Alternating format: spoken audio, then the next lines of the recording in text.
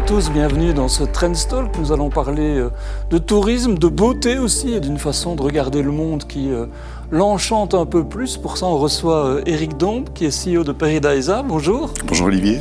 Alors, on va parler de philosophie aussi, mais quand même un peu d'économie, bien sûr. On part d'un événement qui a été salué, en tout cas qui a fait parler de lui, c'est l'inauguration de Edenia. Alors, Edenia, c'est un nouveau monde qui apparaît à Paradisa, qui est une serre tropicale qui cumule tous les records. Ça représente quoi pour vous, ce moment ? Dans un monde qui, à tout point de vue, se dessèche, la nature est détruite chaque jour, et l'humanité se détruit aussi. En 65 ans d'existence, je n'ai jamais vécu un climat aussi désespérant que le nôtre. Pour moi, les jardins que j'ai créés jusqu'à présent, et le 10e jardin qu'est cette grande serre tropicale, c'est une réponse en quelque sorte à ce dessèchement.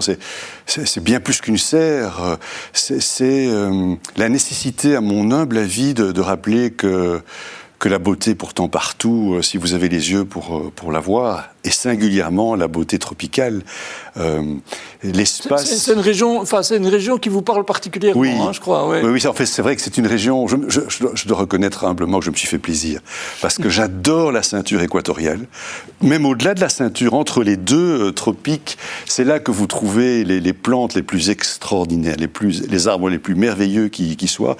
Une faune extraordinaire. 65% de la vie sur Terre est concentrée tout au long de cette ceinture. Et donc, c'est vrai que moi qui ai la chance de voyager pour mon métier, faire partager cette diversité extraordinaire à toutes ces personnes qui n'ont pas la chance que j'ai de voyager aux quatre coins du monde, c'est une tentation que j'ai en moi depuis 25 ans. Donc vous voyez, Olivier, les gens qui disent que je suis quelqu'un d'impatient se trompent totalement. Ça fait 25 ans que j'ai ce projet en moi. Que vous construisez pièce après pièce, mais là, en l'occurrence, ce projet-là, oui. Il est là en vous depuis 25 ans. Oui. Et il vient d'où ? Enfin, vous l'avez dessiné, en fait, il vient d'abord d'une vision que j'ai en moi depuis qu'en fait je suis tout petit garçon. J'ai toujours été triste.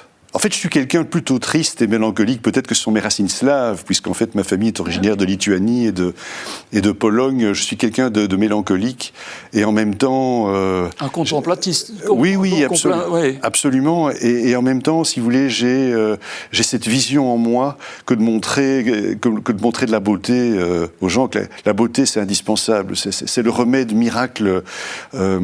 Pour autant que la beauté soit au service des valeurs. Parce que, et c'est une chose dont on ne parle jamais, en fait, la beauté est un outil extraordinaire que vous pouvez mettre à l'appui de l'horreur.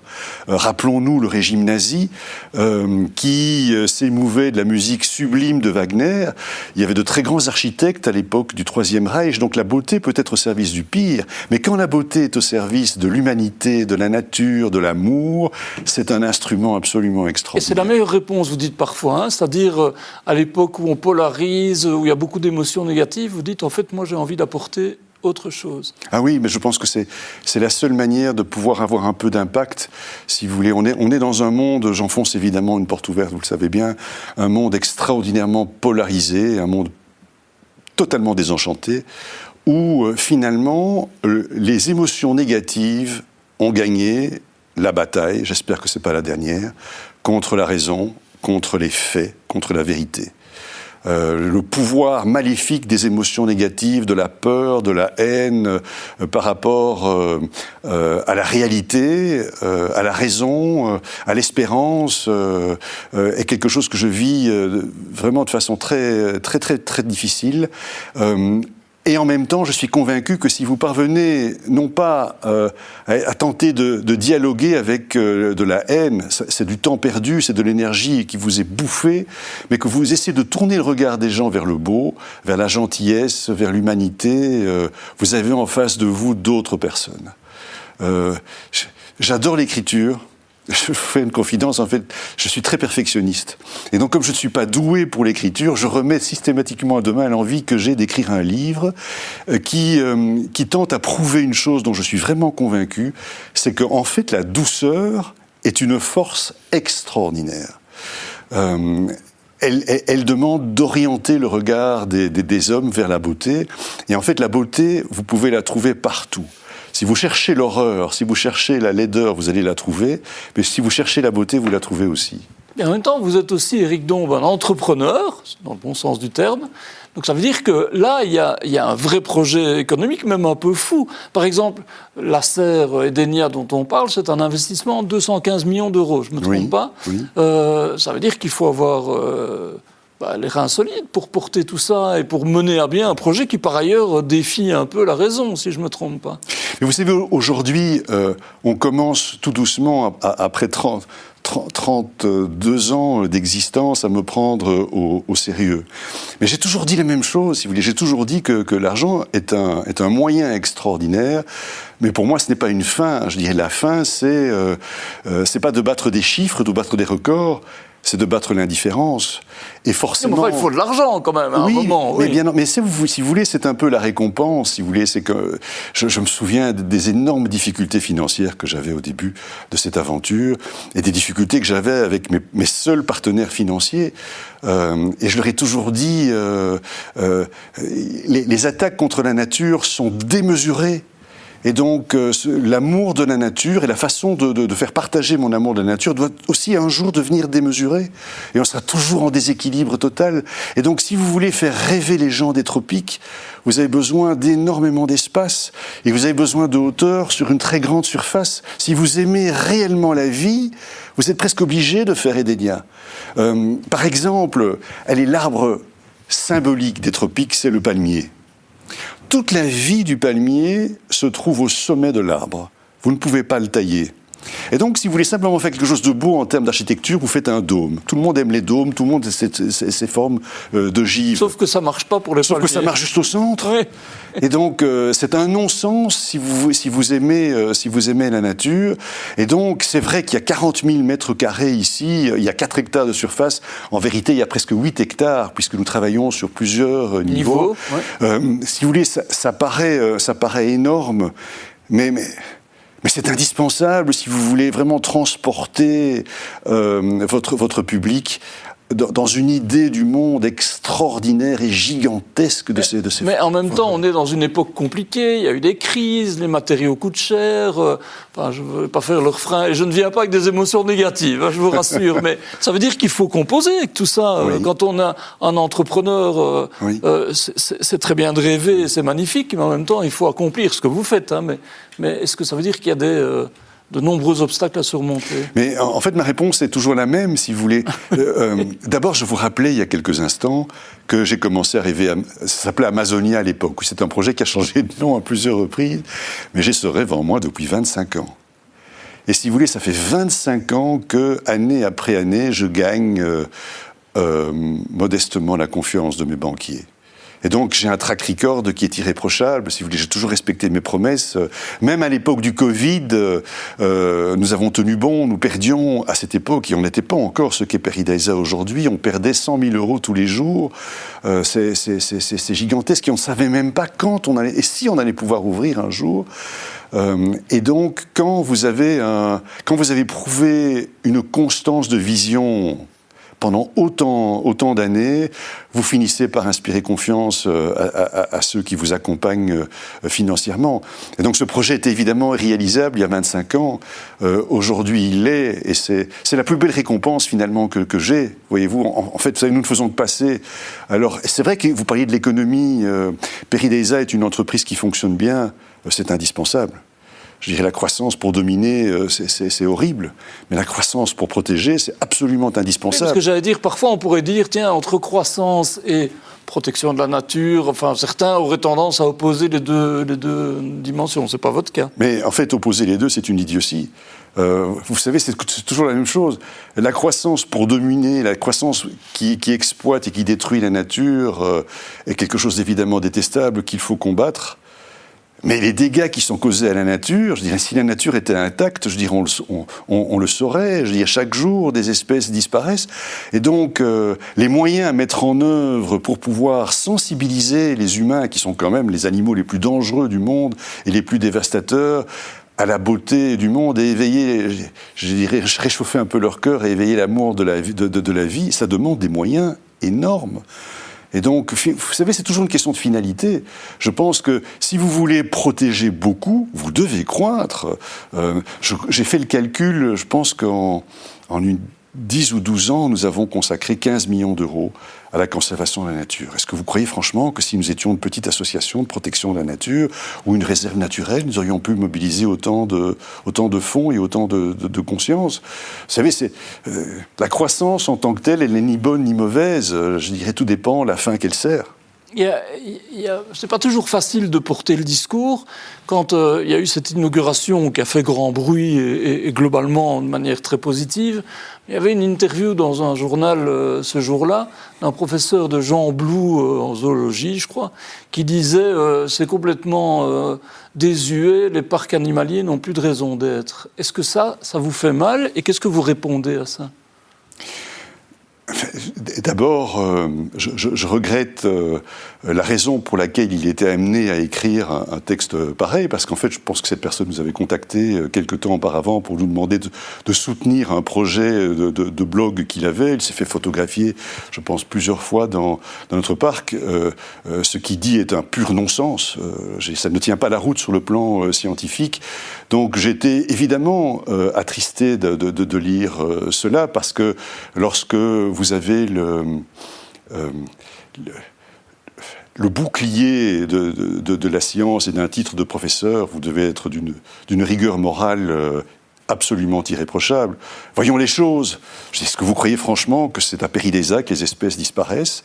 Si la nature était intacte, on n'aurait pas besoin de jardins zoologiques. Non, mais certains disent qu'il faut laisser les animaux dans leur environnement naturel et donc pas dans un endroit où on les déracine, pour les exposer, quoi. Mais d'abord, on ne les déracine pas, puisque vous le savez bien, ces animaux naissent dans des institutions zoologiques.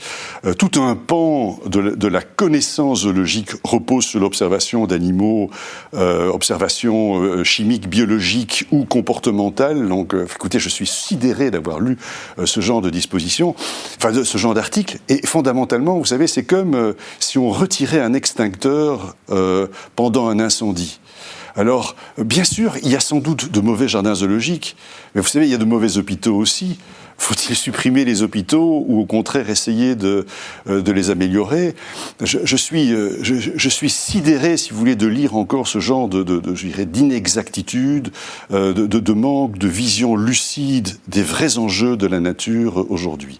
Aujourd'hui, la nature est en cours de destruction. Ça tombe sous le sens. Je ne compte pas le nombre d'espèces qui ont été littéralement sauvées par des jardins zoologiques. La dernière histoire en date que je ne connaissais pas encore il y a quelques mois, c'est celle d'un de mes oiseaux préférés, qui est un ibis blanc magnifique, un ibis à crête, dont il restait en Chine, dans les années 80, 7 exemplaires.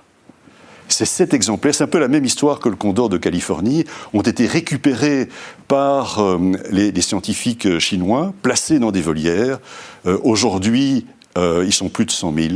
Je les ai vus moi-même dans des rizières il y a quelques mois. Ça m'a ému aux larmes de voir ces animaux en parfaite liberté, sans avoir peur des hommes en plus. C'est ça qui est vraiment fabuleux. Vous savez, les difficultés que la Chine a connues avec le Japon. Je dirais, la Chine a été martyrisée par le Japon avant la Seconde Guerre et pendant la Seconde Guerre mondiale. Ils ont fait cadeau de ces oiseaux, parce qu'on appelle cet oiseau l'ibis du Japon en plus. Donc il y a, à travers ces drames, aussi de belles histoires à raconter. Je ne vous ai donné que 2 exemples. Ils disent beaucoup, effectivement. Il y en a plein d'autres. Je trouve normal et compréhensible, si vous voulez, que des personnes mal informées aient l'idée de la liberté à l'esprit, alors que le principal problème aujourd'hui des animaux sauvages, et là, c'est pas la liberté, c'est la survie pure et simple. Oui, la disparition de leur habitat, tout simplement. Bien entendu. Ça, c'est la principale cause de disparition. Ce qui est extraordinaire, c'est que vous êtes un entrepreneur Vous avez aussi un partenaire avec qui vous avez monté toute cette affaire-là, Marc Hoeks, qui est quand même une belle histoire aussi, multi-entrepreneur flamand. C'est un mariage, si j'ose dire, magnifique à l'échelle de la Belgique. Ça veut dire beaucoup, ça, pour vous aussi ? Bien sûr, écoutez, en fait, Marc était un visiteur du parc pendant des années. C'est comme ça que vous êtes rencontrés. En fait, un jour, nous l'avons demandé de nous aider à financer un projet de recherche très pratique pour trouver un vaccin contre une maladie terrible qui tue les jeunes éléphants dans la nature et dans les jardins zoologiques, l'herpès de l'éléphant. Et il est venu avec un chèque énorme de 25 000 €, qu'une de mes éléphantes a récupéré d'ailleurs, et puis en fait en m'accompagnant jusqu'à sa voiture, il me dit: écoute Eric, un jour si tu as envie de quitter la bourse, si tu cherches vraiment quelqu'un qui t'accompagne sur le long terme, à titre purement familial, tu pourras compter sur moi. Et c'est comme ça, c'était en 2015, donc il y a un peu plus de 10 ans maintenant que cette aventure a démarré, et ça s'est fait, et c'est une magnifique aventure d'amitié, parce que, si vous voulez, Marc, il a une intelligence que je n'ai pas, si vous voulez. Moi, j'ai une intelligence de l'intuition. Je suis quelqu'un de très intuitif, et c'est ce qui, je crois, a fait que PERIDESA se porte, une vision, se porte bien. Il y a une vision, et lui, en fait, il me remet régulièrement les pieds sur terre. C'est utile, mais il partage le même rêve que moi. Et quand je vous disais il y a quelques instants, et nous parlons de notre affaire commune, je dis de notre rêve commun qu'est ce jardin, on en discute souvent tous les deux, c'est qu'en fait c'est un projet qui est anticapitaliste, en ce sens qu'en fait, on se demande combien de visiteurs on aura besoin pour pouvoir réaliser nos rêves, mais l'objectif, c'est pas le nombre de visiteurs, c'est la condition sine qua non pour pouvoir continuer à embellir ce jardin et à faire voyager nos visiteurs un peu aux quatre coins du monde, dans ce qui est un peu le best-of de tous les voyages. Quand j'avais fait une interview avec vous deux, il disait, à la limite, la meilleure, si on était vraiment capitaliste, on arrêterait là. Oui. Et on vivrait d'un parc qui tourne, c'est vrai. Ce qui rapporte, quoi. C'est vrai, mais vous savez, en fait, mon ambition, elle est beaucoup plus importante que celle des chiffres. Je dis, ce que j'essaie de battre, c'est l'indifférence. Si un jour, c'est déjà le cas aujourd'hui, parce que vous savez, ce qui est important, c'est pas de faire venir les gens chez vous, c'est de les faire revenir. Et qu'est-ce qui fait revenir les gens ? C'est l'émotion. Ils ont été touchés par quelque chose, ils ont été sensibles, et ils reviennent pour cela. Et je trouve que renforcer les émotions positives, on en parlait il y a quelques instants, c'est une mission de salubrité publique. Avec une volonté aussi de rendre le parc accessible. Il y a eu quelques petits commentaires sur le fait que, malgré tout, Edenia, il faut payer un peu plus pour avoir accès au parc, et que du coup, peut-être pour certains, ça devient plus difficile. Est-ce que ça, c'est aussi quelque chose sur lequel vous devez en permanence avoir un curseur à tenir à l'œil? Écoutez, d'abord, je comprends parfaitement la difficulté qu'éprouvent beaucoup de familles à réunir les sommes pour venir chez nous. Et c'est un peu c'est une tension qui est tellement facile à comprendre, si vous voulez. C'est que nous voulons toucher le cœur des gens. C'est ça mon ambition. Je veux toucher leur cœur pour que nous devions de meilleurs consommateurs, et que nous soyons plus respectueux de la vie, et aussi des humains. Parce qu'en fait, le projet de PERIDESA et de sa fondation, c'est autant de ramener la paix entre les hommes que la paix entre les hommes et les animaux, parce que l'un ne va pas sans l'autre, en fait. Si on s'intéresse réellement au problème asiatique qui met tout dans un ensemble. Exactement. Hein. Exactement. Et donc, évidemment, le souci, c'est que, si vous avez un projet qui est tellement ambitieux, qui est d'offrir à tout le monde le best-of du monde, ce sont des investissements très, très élevés. Vous l'avez rappelé vous-même, 215 millions, c'est une somme qui est colossale pour nous, évidemment. Et donc, demander entre 5 € pour nos abonnés ou 7 € pour des personnes qui viennent la journée, honnêtement, ça me paraît normal de le faire. Mais il n'empêche, quand vous avez 4 ou 5 membres de la famille qui viennent avec vous, ça finit par chiffrer beaucoup. Et donc, c'était d'ailleurs une idée de mon ami Marc, que je tiens à souligner. C'était on le faisait en général un week-end par an. On a décidé, en fait, de prévoir 12 journées où vous payez 25 € pour visiter le parc. Tout compris, quoi. Oui, donc c'est les personnes qui n'ont vraiment pas les moyens de pouvoir nous rendre visite à un autre moment. Il y a au moins 12 fois durant l'année où elles peuvent nous rendre visite. un autre élément qui vous avait un peu ému aussi il y a peu de temps, c'est qu'on avait évoqué une aide publique que vous avez reçue, j'ai oublié le montant d'ailleurs, mais enfin, qui était, c'était 11 millions, c'est possible, oui. ouais. Et donc certains s'étaient dit, ben voilà, encore une entreprise privée qui se fait aider publiquement. C'est évidemment dans l'ordre des choses, et en même temps, ça vous avait affecté. Pourquoi ? Mais en fait, ça m'a surtout, ça m'a profondément blessé, parce que, écoutez, on connaît la situation, je dirais, économique aujourd'hui, donc il y a, hélas, énormément de gens qui ont des difficultés pour joindre les deux bouts. Et qu'est-ce qu'elles apprennent ? Qu'une entreprise florissante, qui était d'ailleurs entreprise de l'année il y a quelques années, va toucher un chèque de 11 millions. Donc, si vous voulez, ça m'a évidemment, ça m'a profondément blessé. Présenté comme ça, quoi, c'est ça. Parce que ça a été présenté comme ça, alors que, permettez-moi quand même de rappeler, on avait fait le calcul avec l'Université de Liège et un bureau d'études, rien qu'en 2024, PDVSA, c'est 125 millions de retombées économiques, 145 millions de retombées fiscales sur un an. C'était à l'époque, il y en est plus nombreux maintenant, 3200 familles qui vivent de nos projets. Donc ça, si vous voulez, par rapport à 11 millions qui ne nous ont évidemment pas été versés, qui suppose qu'on engage 275 collaborateurs de plus, qu'on réalise plus de 100 millions d'investissements supplémentaires. Vous savez que depuis longtemps, nous sommes l'un des principaux investisseurs de la région wallonne. Vous imaginez la trahison, ça n'a pas de mots, en fait, de tromper des gens qui sont en difficulté en les faisant haïr pour de mauvaises raisons, des gens qui, comme ils l'interprètent, recevrait un montant qui est quand même énorme, alors que tellement de gens ont de difficultés à joindre les deux bouts. Et vous savez, ce qui, moi, me touche le plus, c'est que les responsables politiques qui ont amplifié cette histoire, et qui se sont... Certains vous ont soutenu, hein. Je rappelle qu'Elio Di Rupo, par exemple, avait dit que c'était... Pourquoi est-ce qu'Elio Di Rupo a pris la parole ? Ouais, pour dire c'est normal, quoi. C'est parce que, écoutez, je ne me souviens pas d'avoir été, sauf peut-être pendant une très courte période, et actuellement, et ça fait quand même plus de 30 ans que ce parc existe, je ne me souviens pas que PDVSA ait connu autre chose qu'un gouvernement dans lequel le Parti socialiste se trouvait. La loi date du début des années 2000. Sauf maintenant. Elle a été, sauf maintenant, mais je parle. C'est une décision qui a été prise sous l'ancien gouvernement. Nous sommes premiers de la classe. Je dirais, écoutez, qu'une PME investisse autant de millions depuis tant d'années, engage autant de collaborateurs. Je ne demande pas si vous voulez, qu'on nous offre des fleurs, mais qu'on ait quand même un minimum, pas de reconnaissance, mais de respect pour ce que nous essayons de faire.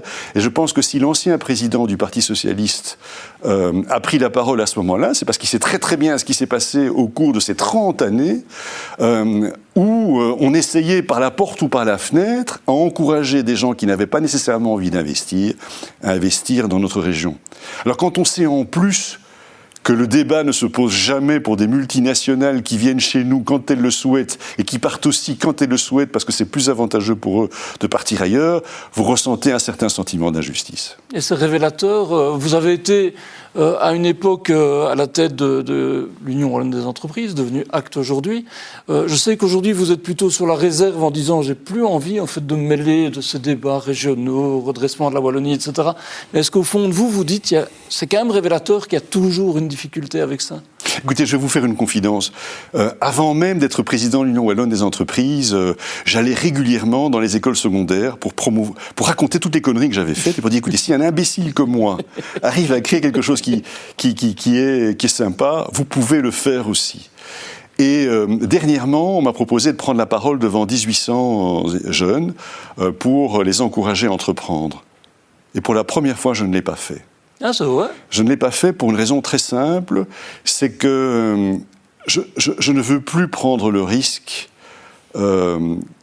qu'ils échouent en se disant, en fait, je ne savais pas qu'en définitive, je ne pouvais jamais compter sur la reconnaissance de personne. Et moi, le message que j'ai envie, le message que je souhaite partager, c'est que si quelqu'un a une idée, qu'il la réalise. Parce que, comme je le dis souvent, il y a deux folies, si vous voulez. Il y a la folie d'entreprendre, mais il y a une folie qui est bien pire que celle-là, que vous ne pardonnez jamais, c'est d'avoir un rêve, de ne pas le réaliser. Parce que vous ne saurez jamais si vous aurez pu le réussir ou pas. Et ça, je trouve que c'est la pire des choses. Ce que je veux dire par là, c'est ça qui est votre moteur et qui doit être le moteur. En fait. Bien sûr. Mais ce que je veux dire, le point précis sur lequel j'insiste, c'est que vous devez être extrêmement motivé vous-même. Parce que vous allez rencontrer des difficultés importantes. Et quand vous serez au fond du trou, et que vous devrez déployer l'énergie inimaginable, vous serez souvent seul.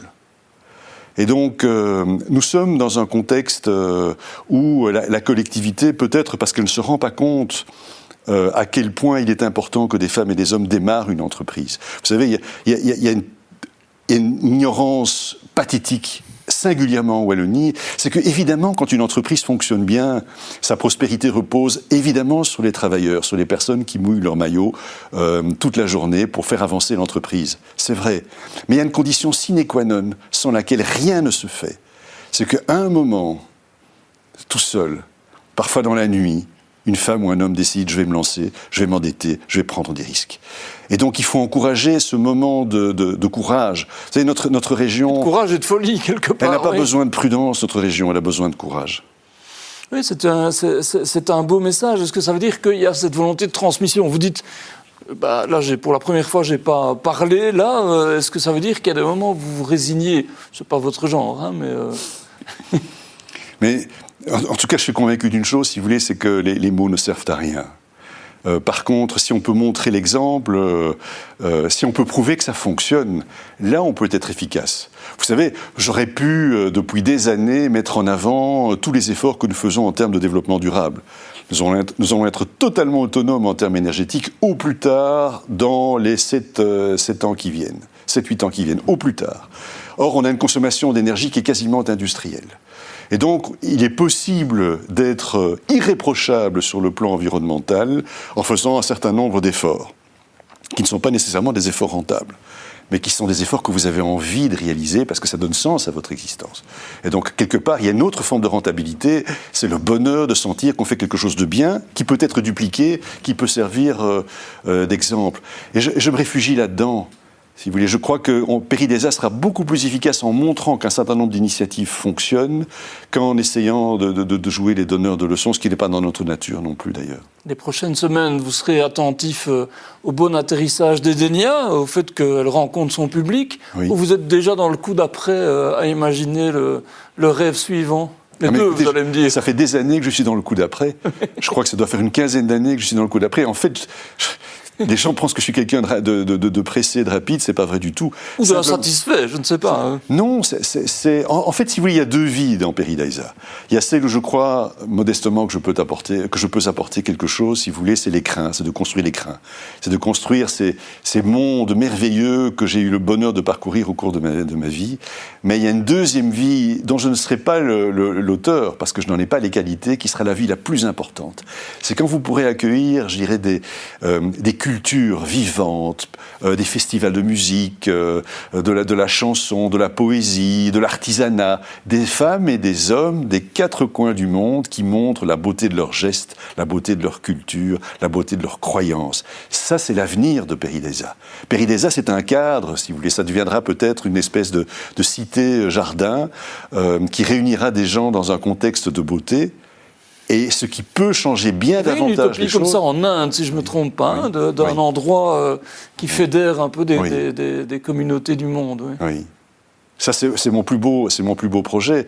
Mais pour que ce projet puisse voir le jour, il faut qu'il soit soutenu par un cadre qui fonctionne et qui soit en lui-même aimé suffisamment pour être protégé. Ça veut dire que là, il y a encore des mondes qui arrivent. Il y a un prochain monde que vous êtes déjà occupé à dessiner... concevoir, financer, est-ce que ça marche comme ça ou Mais on est en train de l'écrire, on est en train de le dessiner, de le concevoir dans ses détails. C'était aussi un rêve que vous avez depuis longtemps, oui, si oui. je ne me trompe pas. Oui, c'est un rêve que j'ai depuis très très longtemps. En plus, en fait, ce rêve, je l'avais en moi avant même de créer Paradisio. Je l'avais quand j'étais petit. Paradisio, qui était le nom précédent de PERIDESA. Ouais. Qui était le premier nom de notre aventure. Et ce sont des projets très difficiles, si vous voulez, parce que concilier les plantes, les animaux, les humains, c'est quelque chose de très... technologique, quand même. Très technologique, de très technique. et en même temps exprimer du respect pour des cultures différentes de la nôtre, tout en étant d'une correction parfaite, d'une authenticité. C'est un travail difficile. C'est un travail où vous devez être vraiment irréprochable. Et donc je veux faire deux mondes, Olivier. Personne ne me croit. Parce qu'en fait, c'est vrai qu'à l'insu de mon plein gré, j'ai pas arrêté de mentir, mais de bonne foi, c'est que je pensais qu'on allait s'arrêter plus tôt. Mais là, maintenant, ça fait de nombreuses années que je dis qu'on va s'arrêter à 12 mondes, et qu'après, une autre vie va pouvoir commencer. Elle a déjà commencé, parce qu'on organise pas mal d'activités musicales et autres, et ça, ce sera la vraie vie de Peridaisa. Merveilleux. En attendant, on invite tout le monde à aller découvrir Edenia, qui est votre nouvelle perle, qui maintenant est ouverte à l'heure où on parle. Oui. Donc tout le monde est le bienvenu. Chacun peut se faire son opinion. Vous pouvez y retourner aussi, si vous voulez. Merci beaucoup, Eric Don. Merci, Olivier. Merci à tous d'avoir suivi ce Trendstalk qui parlait de la Wallonie, du monde. Et vous avez vu un peu de philosophie, de beauté et de paix. Ça fait du bien. Merci à tous. À la semaine prochaine. C'est tout pour aujourd'hui. Vous vous intéressez aussi à l'actualité boursière et au conseil des investisseurs. Alors retrouvez-nous également sur le canal Trends Bourse. À très bientôt, ici sur Trends Tendance et sur Trends Bourse.